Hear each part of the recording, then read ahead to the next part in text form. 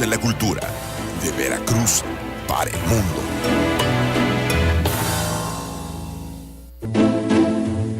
Y el esclavismo. Sí, ¿no? y de bote pronto, ¿eh? Sí, y sí. de bote pronto sacamos todo, mira. Pues, es que ustedes, vaya, pues es que ustedes son expertos, Usted vaya, sí. Usted es ilustrado, me asombra vaya, el grado de erudición que hay en esta mesa, qué bárbaro. Hay que nos llame Tito Samúdigo, que le digo, oiga, qué ilustrado es usted, mejor.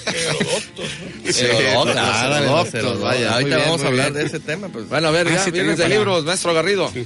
A ver, empezamos. Bueno, a mí me dijeron que iban a volar. Me cargaron tarea. Que a la última hora, nadie me informa, pero bueno, acerca del libro de Jarochilandia, que, bueno, sí conocía, pero no había leído. Bueno, de hecho, no lo he leído. Sin embargo, sí sé de su existencia. Es un libro que, bueno, que podría hablar un poquito más acerca del maestro Miguel Salvador, pero que fue escrito por Anselmo Mancisidor, que fue hermano de José Mancisidor, por ejemplo. Entonces, es curioso porque nacer en Veracruz el 21 de abril te marca de alguna manera, ¿no? Él nace el 21 de abril en 1896, así que cuando viene la intervención norteamericana en 1914, él cumplía ese mismo día 18 años. Pero él no andaba por acá, porque ya a los 18 años ya formaba parte del ejército y ya andaba bajo las órdenes, me parece que de Cándido Aguilar. Y bueno, después se volvería político, maestro y principalmente su faceta de escritor. Colaboró en el dictamen, por ejemplo, ¿sí? Fue un colaborador asiduo del dictamen, tiene un libro de cuentos por ahí que recoge sus experiencias, sus remembranzas en torno a la Revolución Mexicana, y por ahí también es autor de un libro de fantasmas y leyendas de Veracruz, que fue editado la primera, bueno, creo que fue la primera edición, el mismo año que sale Jarochilandia, en 1971. Vamos a hablar del libro que va a hablar, la edición que va a hablar Miguel Salvador. Ya es más reciente, es creo que del 2007, por la editora del Gobierno del Estado, y recoge visiones en torno a tipos pintorescos, va a medio camino en torno a la crónica. Por ahí leía yo en una reseña que tenía que ver también con el humanismo, con el humorismo. Bueno, humanismo y humorismo van de la mano, con el humorismo, porque el humorismo utiliza a través de la retórica, es decir, a través del discurso, de su forma de expresarse, el sentido del humor, ¿no? Y se basa básicamente en la incongruencia. Entonces nosotros encontramos que hay una incongruencia entre lo que, o cómo se imaginan los personajes, que muchos de ellos han perdido la razón, y cómo los ve la población. Aunque yo creo que también tiene mucho de lo picaresco, ¿no? Sí. Aunque el pícaro trata de tomar ventaja de los males de la sociedad, muchos de estos personajes reúnen las características del pícaro, sobre todo por aquello del determinismo. El determinismo significa que hagas lo que hagas, vas a tener siempre el mismo fin, ¿no? Entonces creo que viene Estanislao. El negrito Estanislao, la Concha, la Chilorio, por ejemplo. Son personas, pero en algún momento dejan de serlo para el colectivo, sobre todo para nosotros que lo estamos viendo 50, 60, 70 años después. Dejan de ser personas para convertirse en personajes. Y en este sentido toman ese determinismo del que hablo. Es decir, siempre vamos a estar con nosotros en nuestra mente como, ¿qué se llama? Micaela, Magdalena, ¿cómo se llama? ¿Cuál? La Chilorio. Concha, la Chilorio. Concha se llama. Yo tenía Concepción, que era Galván. Para nosotros siempre su nombre y apellido, su nombre de pila y apellido va a quedar a un lado, y siempre va a ser la Chilorio, aquella que vendía cacahuates y te pedía con chiles o sin chiles. En nuestra mente eso sería el determinismo. No va a tener otra suerte más que vender chiles en la calle. Oye, ¿no viene las naranjas también? Una que le gritaba naranjas. No, esa es como podríamos decirlo, ya de los 60 para acá, y esto está terminando como por los 50, que es lo que platicamos, que también el colectivo Herodoctus está realizando pues pues recabar estos datos, ¿no? En las cantinas, que parece que es broma, sin embargo, en estos lugares donde encontramos estos personajes del Veracruz contemporáneo, el Veracruz del siglo XX, finales del siglo XX y principios del XXI. Y aquí tenemos personajes de los años 20 del siglo pasado, que son una chulada definitivamente, y que no los tiene ni Obama, pero la cuestión estriba en qué es Jarochilandia, ¿no? Y eso creo que lo vamos a platicar en unos momentos. Al ratito después de corte, y sí, cierto, hoy es viernes de cantinas, ¿no? A ver, al ratito vamos a darles algunas sugerencias para el viernes de cantina. Y una buena botana. Nació en Veracruz, 500 años y más. Veracruz, puerto y puerta de México. Administración Portuaria Integral de Veracruz. Estamos en Veracruz, puerto y puerta de México, este espacio que es patrocinado por la Administración Portuaria Integral de Veracruz, que nos brinda esta oportunidad de poder platicar con ustedes. Mi historiador de cabecera, Armando Ruiz Aguilar, a ver qué nos traes hoy, además del rock. Claro, sí, independientemente, con el Fondo Musical del Rock, para avisarles, es una invitación para que todos los interesados en la historia regional puedan acudir hoy al museo, a la Casa Museo Salvador Díaz Mirón, donde el colectivo Herodoctus vamos a presentar 3 videoclips, una producción reciente, para difundir precisamente algunos de los episodios que han sucedido aquí en Veracruz, que tienen una importancia local, pero también están conectados con la historia nacional, como es precisamente la estancia de don Benito Juárez aquí en Veracruz, una serie de cartas y telegramas cruzadas entre Obregón y Villa, que da pauta a un video que hemos denominado Francisco Villa y Veracruz, y también un video sobre los diversos usos que ha tenido la isla de Ulúa, después de haber sido isla, después de haber sido muelle, de haber sido fortificación, cárcel y finalmente un monumento. Eso sería una invitación a las personas que les interesa la historia, estos videoclips de corta duración, con el ánimo de una vez verlos y demás, seguir apuntando y complementarlos con otras lecturas. Yo creo que nos las vamos a pasar, interesante, y sobre todo hacemos énfasis un poco en esta ocasión, porque lo que rescatamos de Benito Juárez es precisamente la cotidianidad, la gran problemática que hubo estando aquí en Veracruz, un país dividido entre conservadores republicanos, firmando 2 tratados independientes, y también con una cuestión de la cotidianidad que hacíamos hincapié en la manera en que muere Juárez con la de la angina de pecho, vulgo estrés, un poquito ver toda la problemática a la que se llega a enfrentar en aquellos tiempos, antes de la problemática con el Segundo Imperio, ¿no? Entonces también es una manera como de analizar el cuerpo humano, todas las presiones a las que ve sometido, que por lo general no sale esas cuestiones en los libros más que esas historias de bronce. Por lo mismo, hacemos esa invitación para que hoy a las 7 de la noche nos acompañen a ver estos videoclips en el Museo Casa Salvador Díaz Mirón. Esta noche a las 7 están invitados todos los interesados. Sí, los invitamos. Es Zaragoza 322 entre Arista y Esteban Morales, mi querido Armando. Y bueno, también pueden admirar la réplica de las cabezas del señor de Pacal. El museo, la entrada es libre. Y bueno, pues amigos, los esperamos hoy viernes a las 7 de la noche, Casa Museo Salvador Díaz Mirón, Zaragoza 322 entre Arista y Esteban Morales. Mayor referencia junto a la tortillería.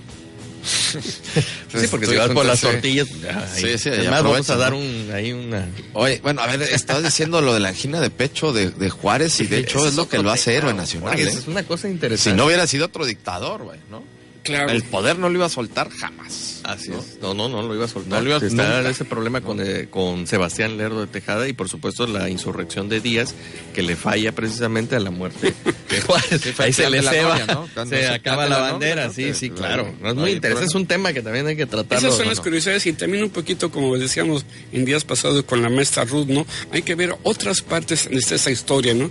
Hay un momento que no la sabemos, en Juárez, que nace como un pastorcito, de que no no sabía hablar el español sino a edades grandes, pero también por el otro lado, independientemente del juicio político individual, pues ver también la carga emocional física de lo que soportaron para aquellos tiempos, y sobre todo para el nivel de la medicina que definitivamente pues no era tan álgido, ¿no? Y si vemos todo el kilometraje que recorrió Juárez en todas sus épocas de la presidencia, en proporción yo creo que estuvo viajando más que López Mateos, ¿no?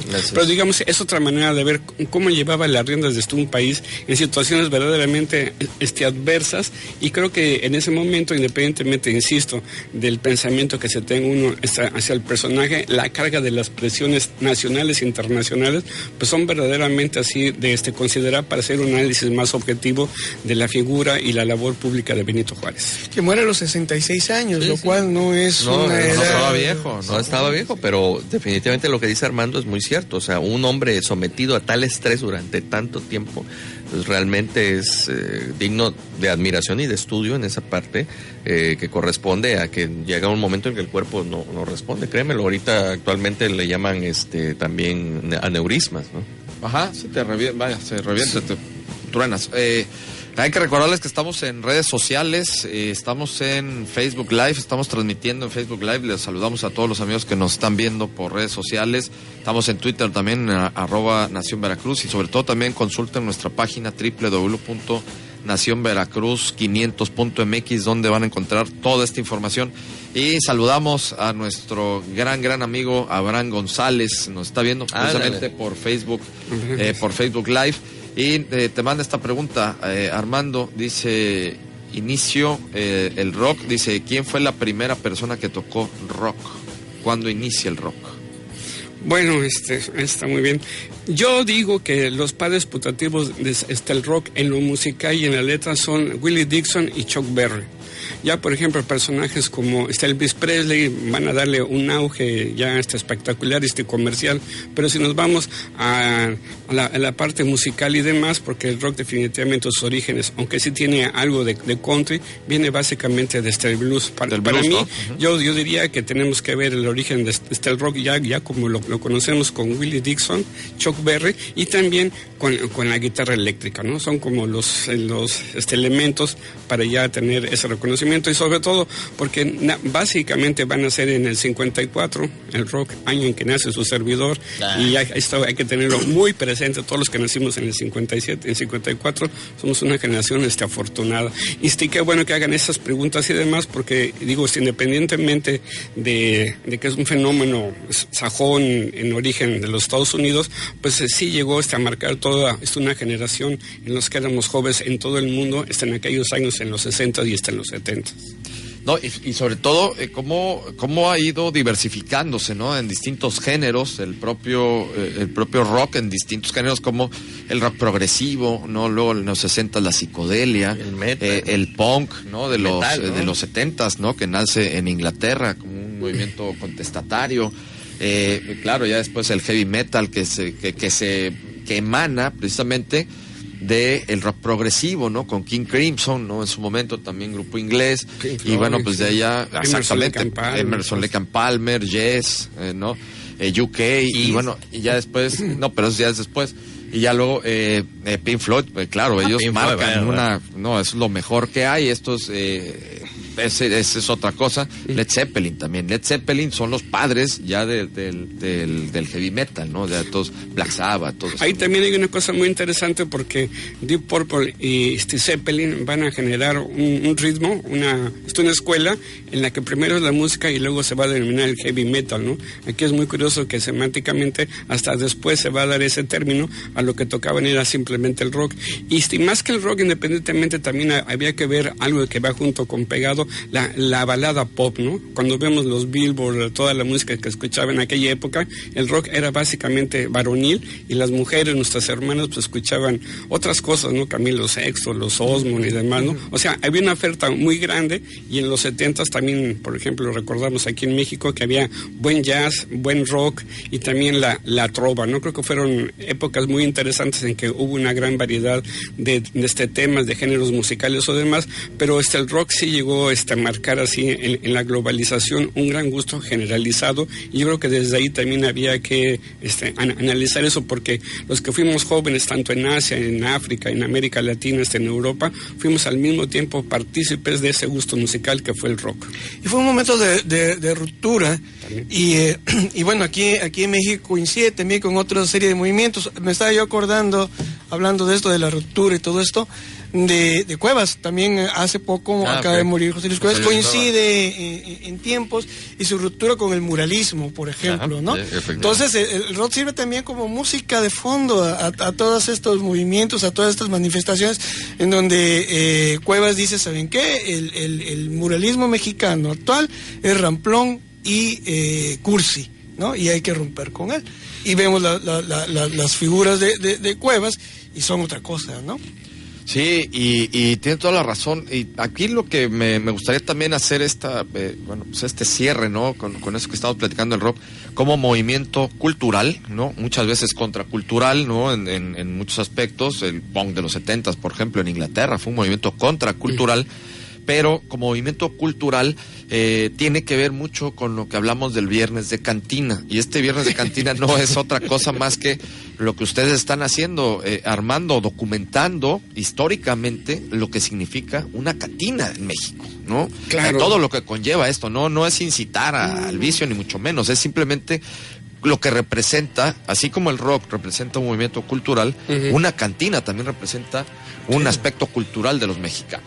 Y claro, yo creo que desde ahí debemos ver una cosa, ¿qué ve uno? La cantina, bueno, pues por el servicio, ¿verdad? Pero también, digamos, ahí también atendemos a las particularidades que aplacamos la sed ahí, comemos. Y en muchos de ellos también hay manifestaciones religiosas, hay un santo al que se persina el mesero o la muchacha que atiende, pero también vamos a encontrar en muchos de ellos las rocolas, en que vamos a encontrar en muchas de ellas, pues rock o hasta jazz incluso, ¿no? Entonces eso depende también de la política interna, el dueño de su juventud y demás, y se vuelven recintos de lo sagrado, porque aparte son lugares dados para el placer interno y temporal, pero también precisamente para la libre discusión de las ideas, de la actualización informativa con la información musical, ¿no?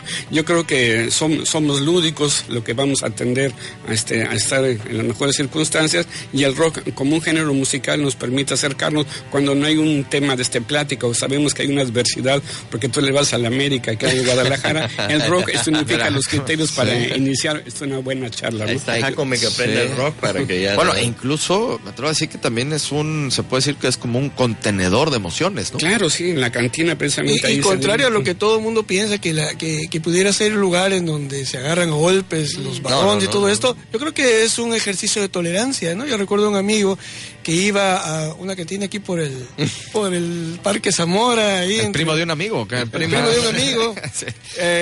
Y el mercado, ahí en el callejoncito ese que está ahora muy feo. Y él dice, yo soy el único que pone, no recuerdo a quién ponía, pero era el único que ponía rock precisamente en esa cantina, en donde los clientes escuchaban chunchaca y banda, dice. Pero nadie me sí, había tolerancia, ¿no? Claro. Porque el dueño de la cantina finalmente era, por eso estaban esos discos ahí, porque le gustaba rock.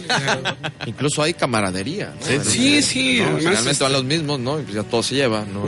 Así es. Pero sí, efectivamente también ha sido un quiebre. Por ejemplo, algunas fuentes de trabajo se han ido ya con esas prohibiciones psicodélicas o raras de prohibir fumar, que antes te vendían cigarros ahí, incluso puros, ¿no? O el de los toques, ¿no? El de los choques eléctricos, ¿no? Ya cuando las mujeres se rompen ahí, pues muy pocas son las mujeres que se atreven a hacer ese machismo, ¿no? Prohibiciones psicodélicas, que no te dejen fumar en un bar. Oye, pero yo fíjate que, perdón, ya lo último. Sí, no tengo en función de esto, fíjate, yo estaba viendo el otro día una película de Cantinflas, y entonces me llegó en ese momento a la gente le pasa desapercibido. Cantinflas va a buscar a un tipo que dejó abandonada a su abuelita en no sé dónde, el señor doctor se llama, en una clínica del Seguro Social, y va a donde trabaja él, haz de cuenta que es un mesero, ¿no?